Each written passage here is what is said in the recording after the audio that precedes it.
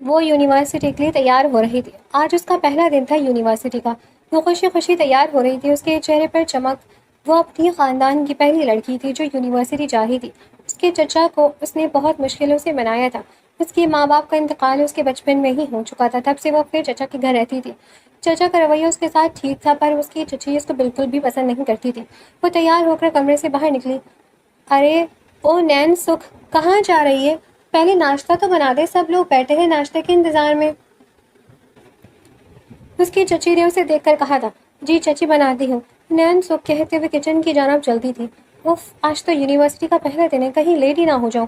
وہ بڑبڑاتے ہوئے ناشتہ بنا رہی تھی۔ جلدی جلدی ناشتہ بنا کر اس نے ٹیبل پہ لگا دیا۔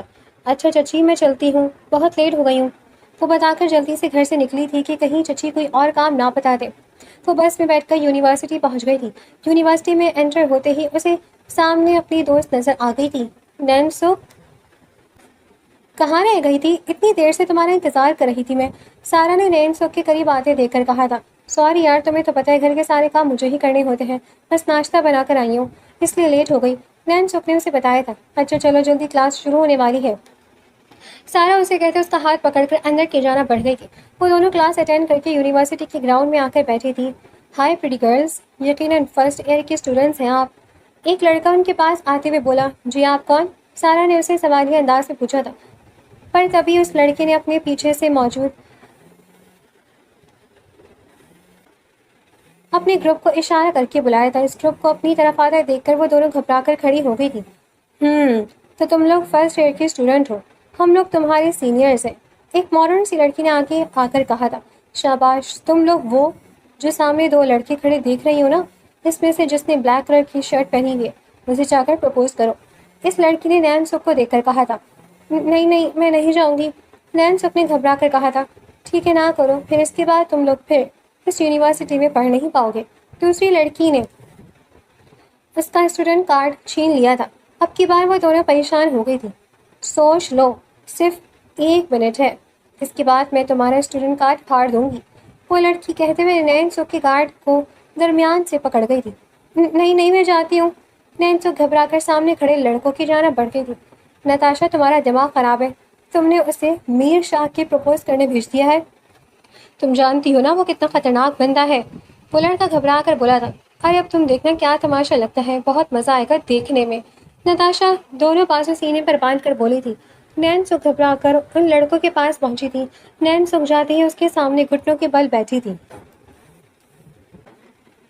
ول یو میری می؟ نین سکھ نے آنکھیں بند کر کے جلدی سے کہا تھا۔ اس کے سامنے کھڑے میر نے غصے سے اسے دیکھا تھا۔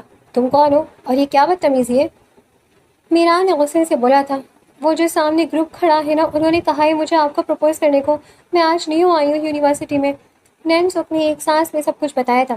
اس کی بات پر میر نے غصے سے سامنے کھڑے گروپ کو دیکھا تھا اور پھر غصے سے اس گروپ کی جانب بڑھ گیا تھا۔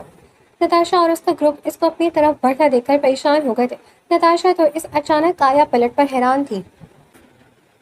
اسے تو لگا تھا کہ وہ نین سکھ کی بے عزتی کرے گا، پر وہ تو ان کی جانب آ رہا تھا۔ میں نے تم لوگوں کو کہا تھا نا کہ فالتو میں لوگوں کو پریشان کرنا چھوڑ دو، سمجھ نہیں آتی میری بات؟ میر شاہ غصے سے چلایا تھا۔ معاف کر دو میر، ہم سے غلطی ہو گئی، آئندہ بات ایسا کچھ نہیں کریں گے، ایک لڑکا گھبرا کر بولا تھا۔ آئندہ بات تم لوگ کسی بھی اسٹوڈنٹ کو تنگ کرتے ملے، میں تم لوگوں کا منہ توڑ دوں گا، میر شاہ نے اس لڑکے کا گریبان پکڑ کر کہا تھا۔ اگلے لمحے میر نے اس کا گریبان چھوڑا تھا، وہ لڑکھڑا کر زمین پر گرا تھا۔ اور تم یہ اسٹوڈنٹ کا کارڈ واپس کرو، میر نے نتاشا کے ہاتھ میں موجود کارڈ کو دیکھ کر کہا۔ نتاشا نے کارڈ نین سکھ کو تھمایا تھا اور پھر وہ سب لوگ وہاں سے چلے گئے تھے۔ اور تم لوگ کھڑی میرا منہ کیا دیکھ رہی ہو، یہاں سے دفع ہو جاؤ۔ اب کی بار میر ان دونوں کی جانب مڑ کر بولا تھا۔ جی جا رہے ہیں، سارا گھبرا کر بولی تھی، اور اگلے ہی لمحے وہ دونوں وہاں سے چلی گئی تھی۔ یار ویسے ماننا پڑے گا، لڑکی تو پیاری ہے، ساتھ نے نین سکھ کو جاتا دیکھ کر بولا تھا۔ بکواس بند کرو اور چلو، کلاس کا ٹائم ہو گیا ہے، میر نے اسے کہا تھا، اور پھر وہ دونوں کلاس اٹینڈ کرنے چلے گئے تھے۔ آ گئی محترمہ، 4 بجے کا ٹائم دے کر 5 بجے گھر آ رہی ہو، چچی نے اسے گھر آتے دیکھ کر کہا تھا۔ وہ چچی ایکسٹرا کلاس تھی، نین سکھ گھبرا کر بولی تھی۔ اچھے سے پتہ ہے مجھے تمہاری ایکسٹرا کلاسز کا، بہانہ بنا کر پتہ نہیں کس سے ملنے جاتی ہو، چچی نے طنز کیا تھا۔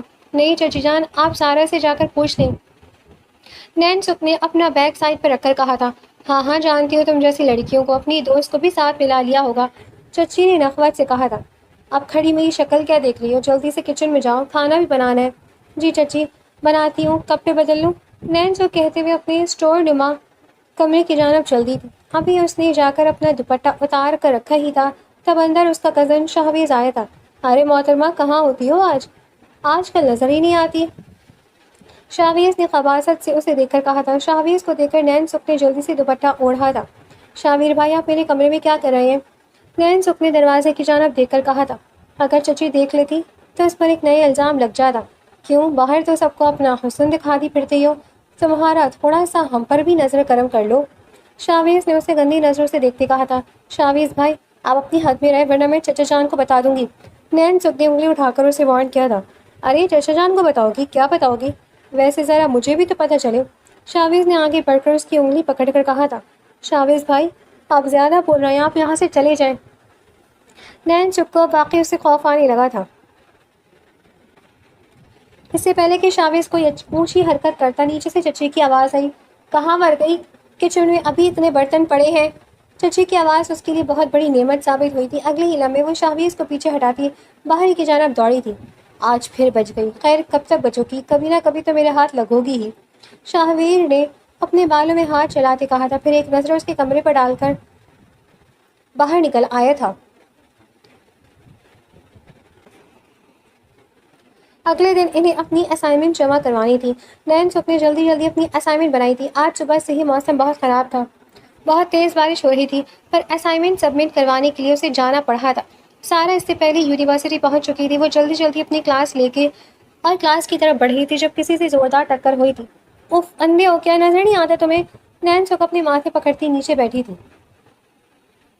اس کے ہاتھ سے ساری فائلز نیچے گری تھی۔ تو تمہیں تو دکھائی دیتا ہے نا، تو تم دیکھ لیتی۔ نہایت سرد آواز سن کر اس نے سر اٹھا کر دیکھا تو سامنے کھڑے میر کو دیکھ کر اس کا سانس خشک ہو گیا۔ ایک تو میری ساری فائلز گراتی، اوپر سے مجھ پر ہی غصہ ہو رہی ہیں، نینسو نے بڑبڑاتے ہوئے کہا تھا۔ کچھ کہا تم نے؟ میر نے نیچے جھک کر پوچھا تھا۔ نہیں تو، نینسو نے اپنے قریب اس کی آواز سن کر گھبراتے ہوئے کہا تھا، اور پھر جلدی جلدی اپنی فائل سمیٹنے لگی تھی، پر اچانک تیز ہوا چلی تھی اور اس کی اسائنمنٹ اڑ کر بکھر گئی تھی۔ ابھی نینسو اسے اٹھانے کے لیے آگے بڑھی ہی تھی جب میر شاز کی اسائنمنٹ پر اپنے گندے پاؤں رکھتا آگے بڑھ گیا تھا۔ یہ کیا کیا آپ نے؟ نینسو صدمے سے چلائی تھی۔ کیا کیا ہے میں نے؟ میر شاہ نے ایڑیوں کے بل گھومتے ہوئے کہا تھا۔ تم نے میری ساری رات کی محنت برباد کر دی۔ میں نے آج یہ اسائنمنٹ سبمٹ کروانی تھی۔ نینسو غصے کی شدت سے چلائی تھی۔ وہاں پر موجود تمام اسٹوڈنٹس نے حیرت سے اسے دیکھا تھا۔ وہ میر شاہ پر چلا رہی تھی۔ ان سب نے اس کی ہمت کو دل ہی دل میں داد دی تھی۔ سامنے تو وہ کچھ کہہ نہیں سکتے تھے کیونکہ میر شاہ انہیں کچا چبا جاتا۔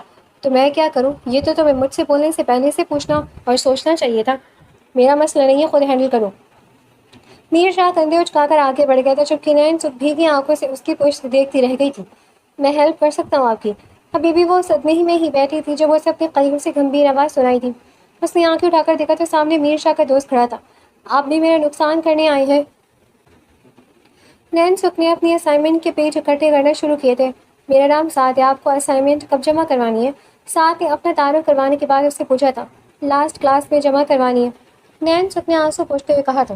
ٹھیک ہے، ابھی ٹائم ہے، آپ جا کر کلاس اٹینڈ کریں، جب تک میں آپ کی اسائنمنٹ کمپلیٹ کر دوں گا۔ سعد نے اس کے ہاتھ سے فائل لیتے ہوئے کہا۔ آپ کیوں کریں گے میری اسائنمنٹ کمپلیٹ؟ نینسو نے اٹھتے ہوئے پوچھا تھا۔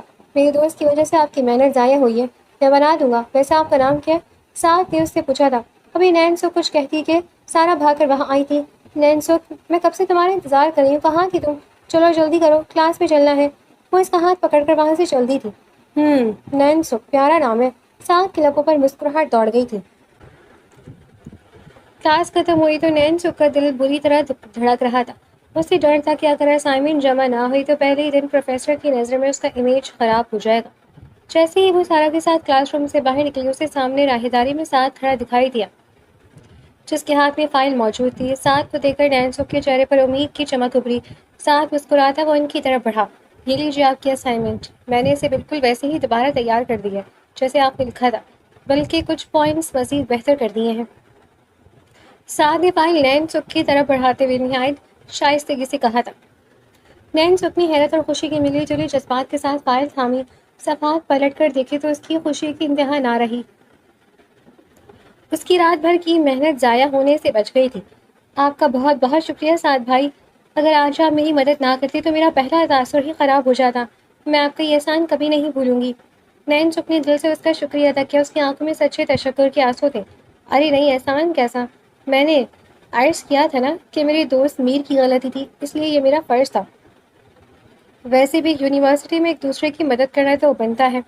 ساتھ نے گرم جوشی سے کہا. سارا بھی یہ سب دیکھ کر حیران ہو رہی تھی. اس نے نین سکھ کے کان میں پھسپھسایا. یار میر شاہ جتنا اکڑو اور بدتمیز ہے نا، اس کا دوست اتنا ہی سلجھاوا اور تمیزدار ہے.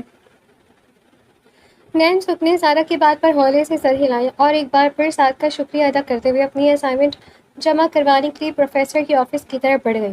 دوسری طرف ساتھ دور جاتی ہوئی نین سکھ کو دیکھتا رہا. اس کے معصوم اور شکر گزار چہرے نے ساتھ کے دل پر گہرا اثر چھوڑ دیا تھا. کلاس کے بعد اسائنمنٹ جمع کروا کر نین سکھ نے سکون کا سانس لیا تھا. دن بھر کے ہنگاموں اور خوف کے بعد اب وہ جلد از جلد گھر پہنچ کر اپنے کمرے کے محفوظ خزانے میں پناہ لینا چاہتی تھی. جب وہ بس سے اتری تو شام کے سائے گہرے ہو رہے تھے اور موسم کی خنکی میں اضافہ ہو چکا تھا. وہ تیز قدموں سے چلتی ہوئی گھر پہنچی اور جیسے ہی اس نے مین گیٹ کھول کر اندر قدم رکھا، پورے گھر پر گہرا سناٹا چھایا ہوا تھا.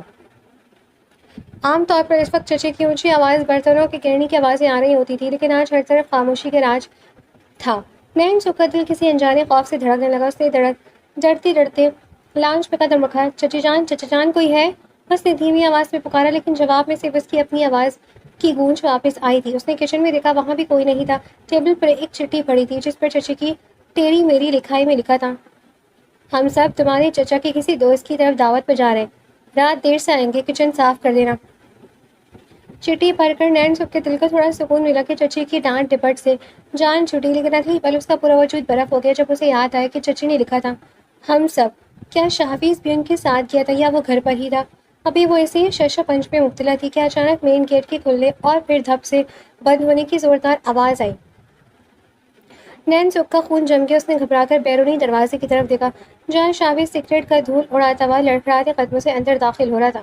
اس کی آنکھیں عیاری اور خباثت سے چمک رہی تھیں، جو نین سکھ کے لیے کسی ڈراؤنے خواب سے کم نہیں تھی. ارے تو میری جان گھر پر اکیلی ہے؟ شاہویز نے اپنے ہونٹوں پر زبان پھیرتے ہوئے نہایت گھناؤنے انداز میں کہا اور نین سکھ کی طرف بڑھنے لگا. شاہویز کو دیکھتی نین سکھ کے ہاتھ پاؤں پھول گئے. اس نے ایک سیکنڈ بھی ضائع نہیں کیا، اپنا بیگ اٹھایا اور پوری طاقت سے اپنے اسٹور نمبر چھوٹے سے کمرے کی طرف بھاگی. وہ اندر داخل ہوئی اور اس سے پہلے کہ شاہویز وہاں پہنچتا، اس نے زور سے دروازہ بند کر کے اندر سے کنڈی چڑھا دی اور بھوکلاہٹ میں وہاں پڑا ایک بھاری لکڑی کا اسٹول بھی دروازے کے پیچھے اڑا دیا.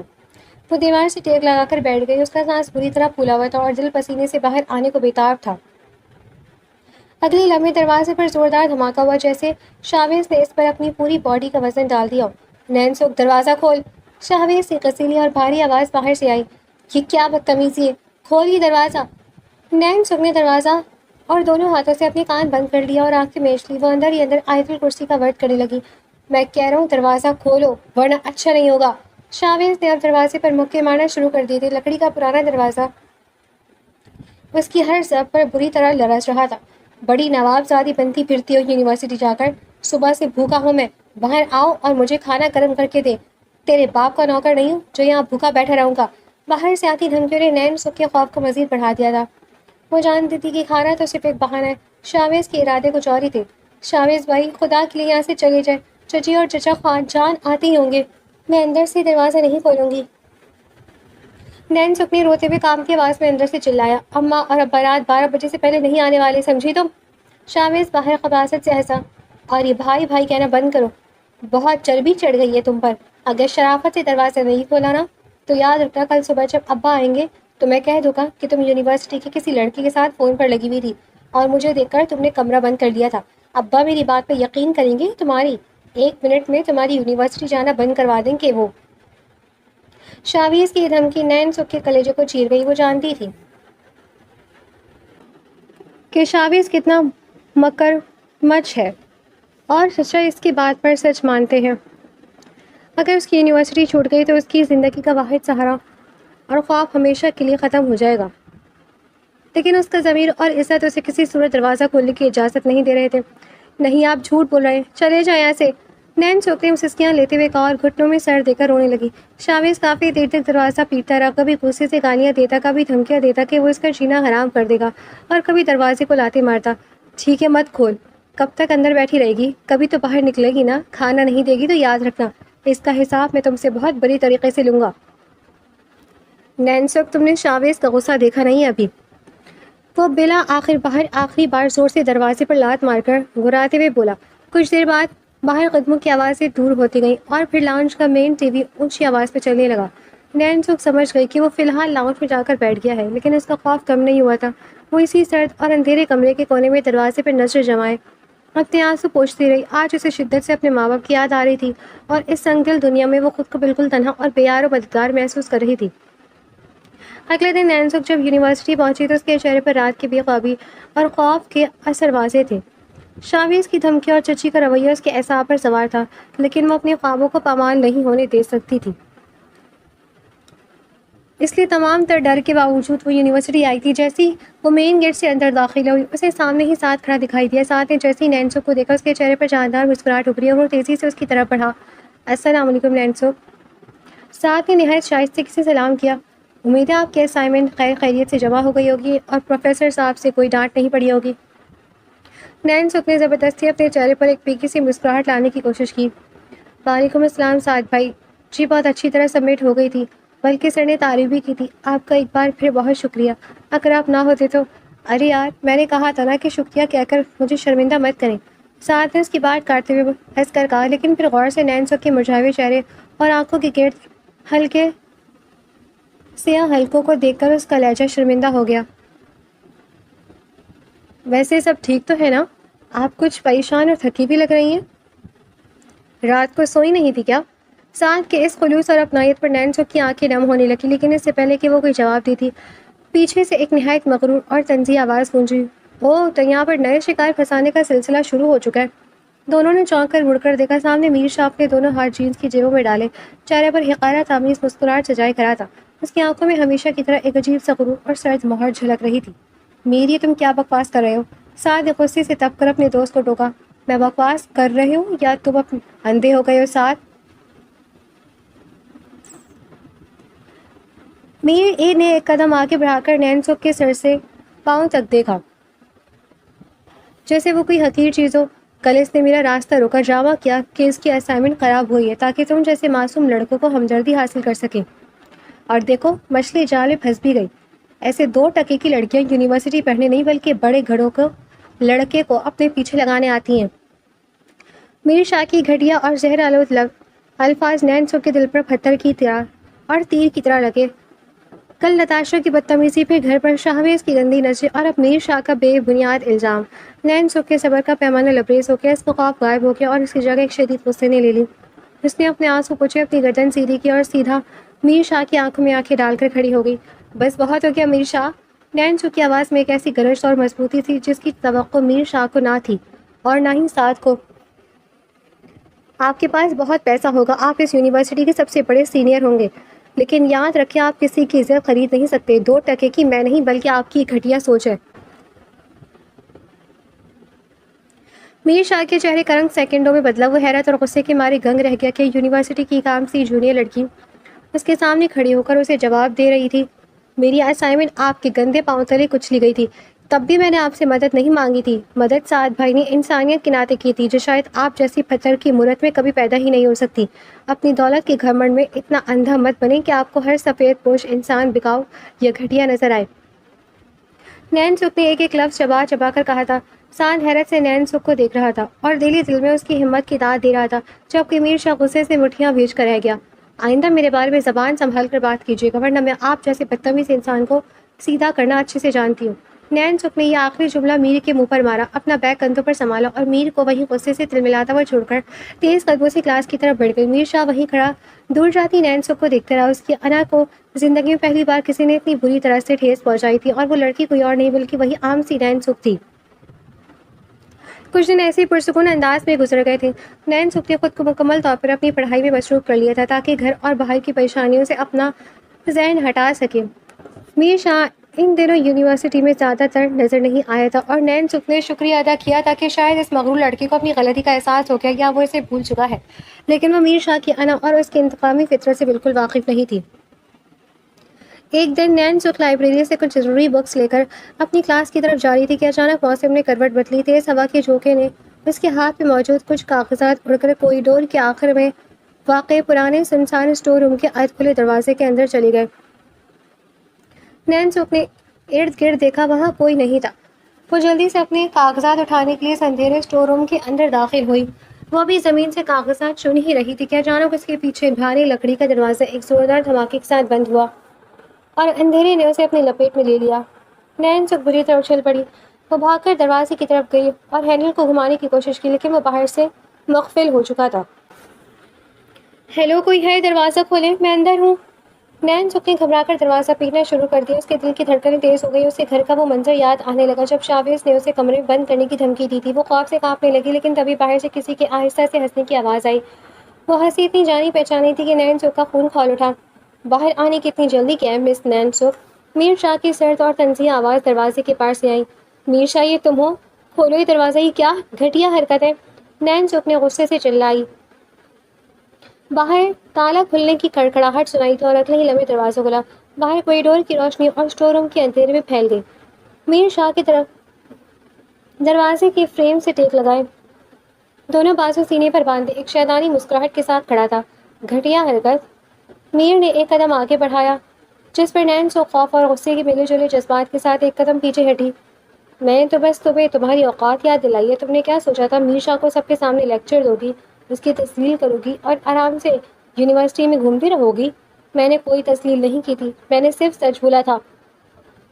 نین سکھ نے اپنی مٹھیاں بھیج کر اس کا سامنا کیا۔ اور اگر تمہاری انا اتنی ہی کمزور ہے کہ ایک جونیئر لڑکی کے سچ بولنے پر ٹوٹ گئی تو اس میں میرا کوئی قصور نہیں ہے۔ زبان سنبھال کر بات کرو۔ میر شاہ کا چہرہ غصے سے سرخ ہوا اور اس نے نین سکھ کے بالکل قریب آ کر اسے دیوار سے لگا دیا۔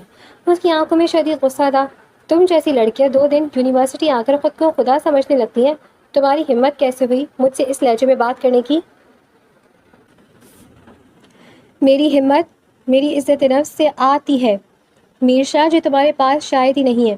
نین سکھ نے اس کی آنکھوں میں جھانکتے ہوئے بغیر کسی خوف کے کہا، حالانکہ اندر سے اس کا دل بری طرح دھڑک رہا تھا۔ تم صرف ایک بزدل انسان ہو جو اپنی دولت کے پیچھے چھپ کر کمزور لڑکیوں پر روب جماتا ہے۔ کل نتاشا سے کہہ کر مجھے نیچا دکھانے کی کوشش کی اور آج خود مجھے اس اندھیرے کمرے میں بند کر دیا۔ کیا یہی تمہاری مردانگی ہے؟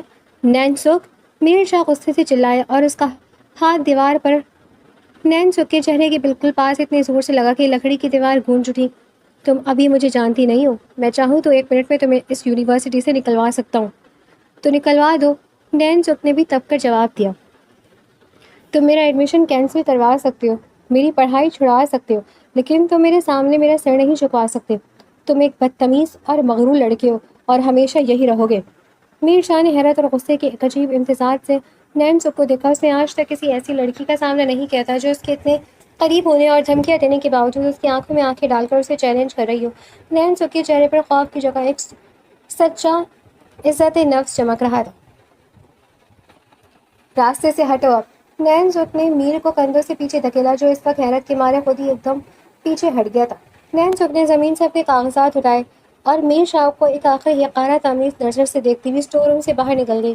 میر شاہ وہیں کھڑا رہ گیا۔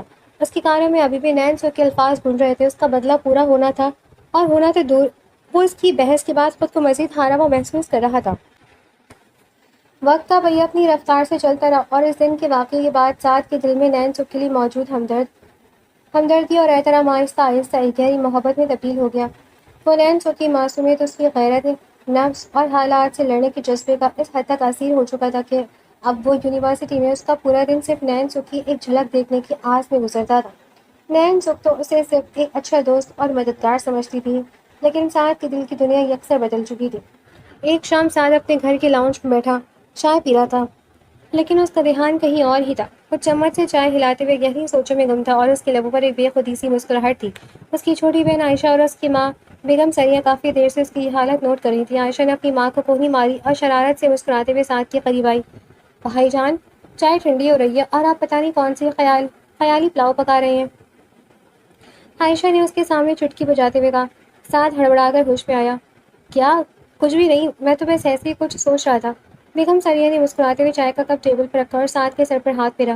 سعد بیٹا، معاف ہو تمہاری، تمہارا چہرہ پڑھ سکتی ہوں، پچھلے چند ہفتوں سے تم کھوئے کھوئے رہتے ہو، کبھی اکیلے میں مسکراتے ہو تو کبھی گہری سوچ میں ڈوب جاتے ہو۔ آخر بات کیا ہے؟ سچ سچ بتاؤ، کیا کوئی پسند آ گئی ہے؟ ماں کے اس براہ راست سوال پر سعد کی رنگت سرخ ہو گئی اور اس نے نظر جھکا لی۔ عائشہ نے فوراً تالی بجائی۔ او خدایا، میں صحیح سمجھ رہی تھی، امی دیکھیں بھائی کیسے شرما رہے ہیں۔ اب جلدی سے نام بتائیں بھابھی کا، ورنہ میں نے آپ کا پیچھا نہیں چھوڑنا۔ سعد نے عائشہ کو گھورا، لیکن پھر اپنی ماں کے چہرے پر ممتا اور اصرار دیکھ کر اس نے گہرا سانس لیا۔ وہ جانتا تھا کہ اپنی ماں سے کچھ چھپانا ممکن نہیں تھا۔ جی امی، سعد نے دھیمی اور سنجیدہ آواز میں اعتراف کیا۔ یونیورسٹی میں ایک لڑکی ہے، اس کا نام نینسک ہے۔ وہ بہت معصوم اور بہت سلجھی ہوئی ہے اور اپنی عزت نفس کی حفاظت کرنا جانتی ہے۔ مجھے اس سے محبت ہو گئی ہے۔ بیگم سریہ کے چہرے پر ایک ممتا بھری مسکراہٹ پھیل گئی۔ انہوں نے خوش ہو کر کہا، ماشاء اللہ، نام تو بہت پیارا ہے، اور اگر میرا بیٹا اسے پسند کرتا ہے تو یقیناً وہ لڑکی لاکھوں میں ایک ہو گئی۔ تو پھر دیر کس بات کی ہے؟ تو مجھے اس کا پتہ دو، میں اور عائشہ کل ہی اس کے گھر رشتہ لے کر جاتے ہیں۔ میں اپنے بیٹے کی خوشی میں دیر نہیں کرنا چاہتی۔ ہاں بھائی، بتائیں نا کہاں رہتی ہے وہ، ہم کل ہی تیار ہو جاتے ہیں۔ عائشہ نے بھی خوشی سے اصرار کیا تھا، نہیں امی، ابھی نہیں۔ سعد نے فوراً منع کرتے ہوئے سنجیدگی سے کہا۔ بیگم سریہ نے حیرت سے دیکھا، کیوں بیٹا، جب لڑکی پسند ہے تو رشتہ بھیجنے میں کیا برائی ہے؟ امی، بات یہ ہے کہ نینسو کو ابھی میرے دل کے جذبات کا علم نہیں ہے۔ سعد نے سمجھاتے ہوئے کہا، وہ مجھے صرف ایک جونیئر کے ناطے اور ایک اچھے سینئر کے طور پر جانتی ہے، جس نے اس کی اسائنمنٹ میں مدد کی تھی۔ میں نہیں چاہتا کہ اچانک ہمارے گھر والے اس کے دروازے پر پہنچ جائے اور وہ کسی مشکل یا ذہنی دباؤ کا شکار ہو جائے۔ اس کی خاندانی حالات بھی کچھ زیادہ سازگار نہیں ہیں۔ سعد نے صوفے پر تھوڑا آگے ہوتے ہوئے اپنی ماں کا ہاتھ تھاما۔ میں پہلے نینسک سے خود بات کروں گا، اسے اپنے دل کا حال بتاؤں گا اور اس کی مرضی جانوں گا۔ اگر اس کی رضامندی ہوئی، اگر اس نے مجھے اس قابل سمجھا، تو ہی پھر میں پورے مان کے ساتھ آپ کو اس کے گھر بھیجوں گا۔ محبت میں زبردستی یا جلد بازی مجھے پسند نہیں۔ بیگم سریہ نے اپنے بیٹی کی اس پختہ اور عزت دار سوچ کو دیکھا تو ان کا دل فخر سے بھر گیا۔ انہوں نے سعد کی گال کو چھوتے ہوئے کہا، ٹھیک ہے میرے بچے، جیسے تمہاری مرضی، تم پہلے اس سے بات کر لو، تمہاری ماں ہر قدم پر تمہارے ساتھ ہے۔ سعد نے مسکرا کر ماں کا شکریہ ادا کیا، لیکن اندر ہی اندر اس کا دل اب اس کشمکش میں مبتلا تھا کہ وہ نینسک کے سامنے اپنے جذبات کا اظہار کیسے کرے گا اور نینسک کا جواب کیا ہوگا۔ اگلے دن سعد صبح سے یونیورسٹی کے لان میں بے چینی سے ٹہل رہا تھا۔ اس کی نظریں بار بار مین گیٹ کی طرف اٹھ رہی تھیں۔ جیسے ہی نینسک اپنی دوست سارہ کے ساتھ اندر داخل ہوئی، سعد نے گہرا سانس لیا اور اپنے اعصاب پر قابو پاتے ہوئے اس کی طرف بڑھا۔ السلام علیکم نینسک، سعد نے سارہ کو دیکھ کر دھیمے لہجے میں کہا، اگر برا نہ مانے تو کیا میں آپ سے 2 منٹ اکیلے میں بات کر سکتا ہوں؟ بہت ضروری بات کرنی تھی۔ سارہ نے مسکرا کر نینسک کو دیکھا اور کہا، ٹھیک ہے، میں کلاس میں تمہارا انتظار کرتی ہوں۔ اب وہ وہاں سے چلی گئی۔ ہم نینسک اور سعد لان کے کونے میں اکیلے کھڑے تھے۔ نینسک نے حیرت سے سعد کو دیکھا، جی سعد بھائی، سب ٹھیک تو ہے نا؟ آپ کچھ پریشان لگ رہے ہیں۔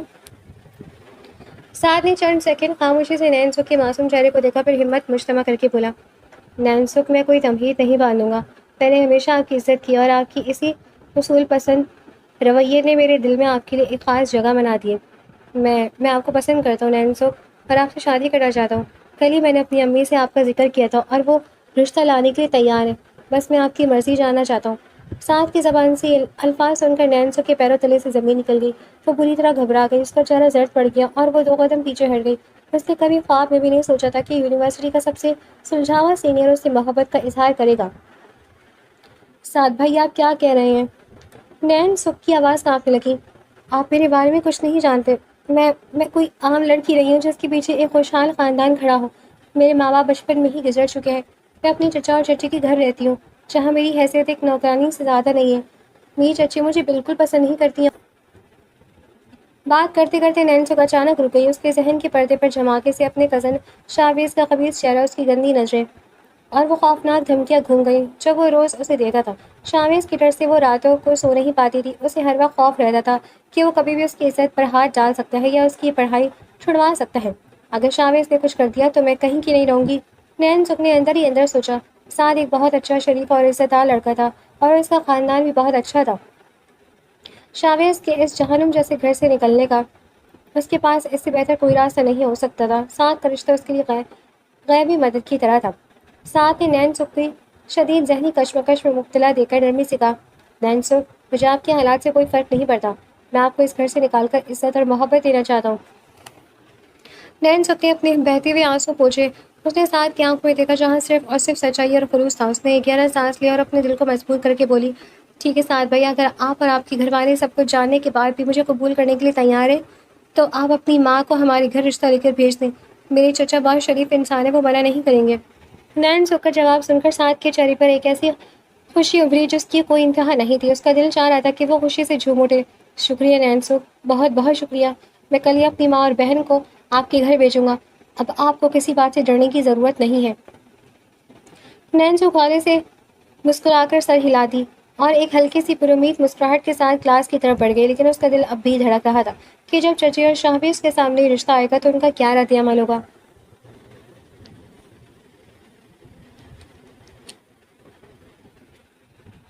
اگلے ہی دن ساعت کے بتائے ہوئے پتے کے مطابق بیگم سریہ اور عائشہ اچھے لباس پہن کر نین سو کے گھر پہنچ گئی۔ دل میں بیٹے کی خوشی کا ارمان لیے بیگم سریہ جیسے ہی اس تنگ گلی کے پرانے مکان میں داخل ہوئی، ان کا استقبال نین سو کی چچی نے بڑی حیرت اور روکھی پن سے کیا۔ جی کون ہیں آپ لوگ اور یہاں کس سے ملنا ہے؟ چچی نے انہیں سر سے پاؤں تک دیکھتے ہوئے نخوت سے کہا، جی میں سریہ ہوں اور یہ میری بیٹی عائشہ، ہم یہاں نین سو کا رشتہ مانگنے آئے ہیں۔ بیگم سریہ نے نہایت بطانت اور شائستگی سے جواب دیا۔ رشتے کا نام سن کر چچی کے چہرے کا رنگ اڑ گیا۔ رشتہ نین سو کا؟ لیکن آپ لوگوں کو اس کا پتہ کس نے دیا؟ اس لمحے نین سو کے چچا بھی لاؤنج میں آ گئے اور مہمانوں کو دیکھ کر انہوں نے عزت سے بٹھایا۔ چچی کے چہرے پر پہلے حیرت اور شک کو دیکھتے ہی بیگم سریہ سمجھ گئی کہ اگر انہوں نے ساتھ کا نام لیا تو بات بگڑ سکتی ہے اور لڑکی پر الزام آ سکتا ہے۔ انہوں نے بڑی مہارت سے بات کی سنبھالا اور ایک مصلحت آمیز جھوٹ بولتے ہوئے عائشہ کے کندھوں پر ہاتھ رکھا۔ اصل بات یہ ہے بھائی صاحب، بیگم سریہ چچی کی طرف متوجہ ہوئی، میری بیٹی عائشہ یونیورسٹی میں نین سو کے ساتھ پڑھتی ہے، حالانکہ عائشہ وہاں نہیں پڑھتی تھی۔ عائشہ نین سو کی اخلاق، اس کے سادگی اور اس کی معصومیت سے اتنی متاثر ہوئی کہ اس نے گھر آ کر مجھ سے اصرار کیا کہ امی اگر میری بڑے بھائی سعد کے لیے کوئی لڑکی بنتی ہے تو وہ صرف نین سو کے۔ بیٹی کی پسند پر میں خود نین سو کو یونیورسٹی دیکھنے گئی اور پہلی نظر میں وہ مجھے گھر کی بہو کے طور پر بھا گئی، اس لیے ہم بنا کسی تاخیر کے رشتہ لے کر حاضر ہو گئے۔ بیگم سریہ کا یہ جھوٹ سن کر کچن کے دروازے کے پیچھے کھڑی نین سو کے جان میں جان آئی۔ اس نے دل ہی دل میں سعد کی ماں کی فہم فراز کا شکریہ ادا کیا، جنہوں نے اس کی عزت پر آنچ نہیں آنے دیا۔ چچا کا چہرہ کھل اٹھا، ماشاء اللہ یہ تو ہماری خوش قسمتی ہے، نین سو ہماری بیٹیوں جیسی ہے، اگر اتنے اچھے گھرانے سے اس کا نصیب آ رہا ہے تو مجھے کوئی اعتراض نہیں ہے۔ چچی نے شاپیز کی طرف دیکھا جو لاؤنج کے کونے میں کھڑا غصے سے مٹھیاں بیچ رہا تھا اور اس کی آنکھوں سے خون اتر رہا تھا۔ چچی نے بات خراب کرنے کی کوشش کی، لیکن ابھی تو وہ پڑھ رہی ہے اور پھر ہمارے بیٹے شاویز کا بھی۔ بیگم، چچا نے سخت آواز میں چچی کو ٹوکا، جب اتنے شریف لوگ خود چل کر آئے ہیں تو دیر کس بات کی؟ چچا نے بیگم سریہ کی طرف دیکھ کر مسکرا کر حامی بھر لی۔ بات چیت اتنی جلدی اور اچھے ماحول میں طے ہوئی کہ بیگم سریہ نے موقع کا فائدہ اٹھاتے ہوئے کہا، اگر آپ کی اجازت ہو تو ہم آج ہی شگن کی انگوٹھی پہنانے لائے ہیں، کیوں نہ منگنی کی رسم آج ہی سادگی سے کر لی جائے۔ چچا نے خوشی خوشی اجازت دے دی۔ نین سو کے کچن سے بلا کر لاؤنج میں بٹھایا گیا۔ وہ شرم اور حیا سے سرخ ہو رہی تھی، لیکن اس کے دل میں ایک سکون سا تھا کہ وہ جلدی اس دوزخ سے آزاد ہو جائے گی۔ بیگم سریہ نے نین سو کے ہاتھ سے سونے کی خوبصورت انگوٹھی پہنائی اور اس کا ماتھا چوم لیا۔ عائشہ نے فوراً نین سو کو گلے لگا کر مبارک ہو بابی کہا۔ جہاں ایک طرف گھر میں مٹھائی بانٹی جا رہی تھی اور نین سو کی منگنی کی خوشی منائی جا رہی تھی، وہیں دوسری طرف شاہباز غصے سے تلملا ہوا اور تلملاتا ہوا گھر سے باہر نکل گیا۔ اس کے ذہن میں اب نین سو کو پانے اور ساتھ سے بدلہ لینے کا ایک نیا اور خطرناک پلان جنم لے رہا تھا۔ منگنی کے اگلے ہی دن شاہباز کے سر پر خون سوار تھا، وہ نین سو کو کسی اور کے ہوتے ہوئے نہیں دیکھ سکتا تھا، اس لیے وہ صبح سے ہی موقع کی تلاش میں تھا۔ جیسے ہی چچا کام پر گئے اور چچی کسی پڑوسن کے گھر گئی، شاہباز کو گھر خالی مل گیا۔ نین سو کچن میں برتن سمیٹ رہی تھی کہ اچانک شاہباز کی سگریٹ کی بو اور اس کا بھاری سایہ کچن کے دروازے پر نمودار ہوا۔ نین سو نے چونک کر دیکھا اور خوف کی ایک لہر اس کے پورے وجود میں دوڑ گئی۔ شاہباز بھائی، آپ، چچی جان تو گھر پر نہیں ہیں، آپ باہر جائیں، نین سو کی کانپتی آواز میں کہا۔ اب بھائی بھائی کہنا بند کرو نین سو، شاہباز نے خباثت سے ہنستے ہوئے کہا اور آگے بڑھ کر کچن کا دروازہ اندر سے بند کر دیا۔ بڑی نوابزادی بن رہی تھی، کل ہی میں منگنی بھی کر لی، تم نے کیا سوچا کہ تم اس شاہباز سے بچ کر کسی اور کی بہو بن جاؤ گی؟ شاہباز پیچھے ہٹو، جانے دو مجھے، نین سو نے چیختے ہوئے باہر نکلنے کی کوشش کی، لیکن شاہباز نے لپک کر اس کا راستہ روکا اور بدتمیزی پر اتر آیا۔ اس نے وحشت ناک انداز میں نین سو کا دوپٹہ پکڑ کر زور سے کھینچا۔ چھوڑو میرا دوپٹہ، خدا کے لیے چھوڑو، کوئی ہے، بچاؤ مجھے، نین سو نے پوری طاقت سے چلاتے ہوئے اپنے دوپٹے کو چھڑانے کی کوشش کی، لیکن شاہباز کی گرفت مضبوط تھی، اس کی آنکھوں میں درندگی صاف نظر آ رہی تھی۔ چلاتی رہو، آج یہاں کوئی نہیں آنے والا، شاہباز نے اسے دیوار کے ساتھ دھکیلتے ہوئے کہا۔ نین سو نے دیکھا کہ اب اس کی عزت داؤ پر ہے، خوف، غصے اور ہمت میں بدل گیا۔ جیسے ہی شاہباز مزید آگے بڑھا، نین سو کا ہاتھ کچن کی شیلف پر پڑے لکڑی کے بھاری چکلے جس پر روٹی بیلی جاتی ہے پر پڑا۔ اس نے بنا ایک سیکنڈ ضائع کیا اپنی پوری طاقت جمع کی اور وہ چکلا گھما کر زور سے شاہباز کے سر پر دے مارا۔ آہ! شاہباز کے منہ سے ایک دردناک چیخ نکلی، اس کے سر سے خون کا فوارہ پھوٹ پڑا اور وہ چکرا کر زمین پر بیٹھ گیا۔ اس کے ہاتھ سے نین سو کا دوپٹہ چھوٹ گیا۔ نین سو نے روتے ہوئے زمین سے اپنا دوپٹہ اٹھایا، جلدی سے کچن کا دروازہ کھولا اور شاہباز کو وہیں تڑپتا چھوڑ کر پاگلوں کی طرف اپنے کمرے کی طرف بھاگی اور اندر سے دروازہ بند کر لیا۔ اس کا پورا وجود بری طرح کانپ رہا تھا۔ کچھ ہی دیر گزری تھی کہ نین کو اپنے کمرے کے دروازے پر کسی بھاری چیز کی ٹکرانے کی ہولناک آواز آئی۔ شاویز نے سر سے بہتے خون کی پرواہ کیے بغیر غصے اور وحشت میں اندھا ہو کر دروازے پر کلہاڑی یا کوئی بھاری آواز مارنا شروع کر دیا تھا۔ لکڑی کا وہ پرانا بوسیدہ دروازہ شاویز کے جنون کا مقابلہ نہ کر سکا اور ایک زوردار دھماکے کے ساتھ ٹوٹ کر کھل گیا۔